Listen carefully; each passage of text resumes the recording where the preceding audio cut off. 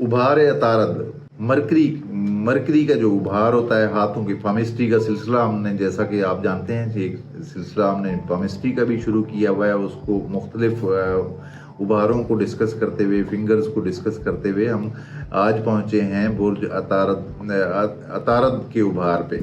अतारद का उभार छोटी उंगली के बिल्कुल, जो छोटी छोटी उंगली होती है उसके बिल्कुल नीचे होता है। अगर हाथ में ये उभार मुनासिब हो तो ये जहानत की अलामत है।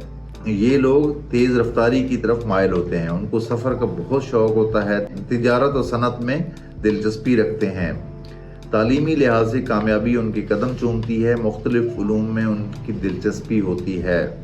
अगर यही अतारद का उभार मामूल से ज़्यादा उभरा और पुरगोश्त महसूस हो तो ऐसे लोग मकार होते हैं, उनको धोखेबाजी और फरेबकारी की सी आदत सी होती है।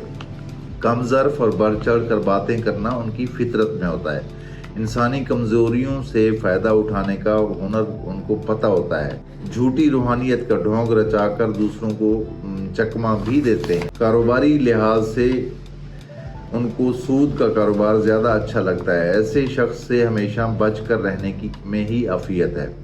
अगर अतारद का उभार बेगोश्त हो, ये कुंद ज़हन इंसान की अलामत समझी जाती है। यानी ये इस उभार की जगह ऐसे खड्डा सा बना हुआ हो, दबा हुआ हो, ये कुंद ज़हन इंसान की अलामत समझी जाती है। उनको साइंस में हरगिज़ दिलचस्पी नहीं होती और आला तालीम हासिल करना उनके बस की बात भी नहीं होती। कारोबार के मामले में उनके अंदर किसी किस्म का कारोबारी सलाहियत नहीं होती। ये लोग काठ के उल्लू की तरह दूसरों के हुक्म पर चलना जानते हैं।